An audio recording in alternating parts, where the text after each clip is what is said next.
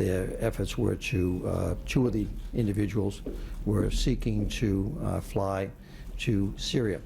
One was arrested at the international airport, JFK International Airport, as he was getting ready to board that flight. A second individual had a later flight scheduled. He was arrested at home here in Brooklyn. A third individual who we believe helped to organize and finance the trip of the other two individuals was arrested in Jacksonville, Florida, by FBI agents and is being detained in Jacksonville. So the initial actions were effectively to go to Syria and attempt to join ISIL in Syria.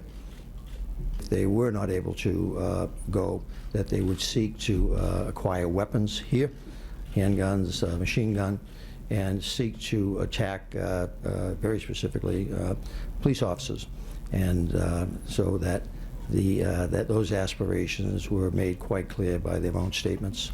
All three of them resided in Brooklyn, yes. And two of them were Uzbeki citizens, and the other one was Kazakhstan citizen. Two of them were legal resident aliens here, permanent residents. Why your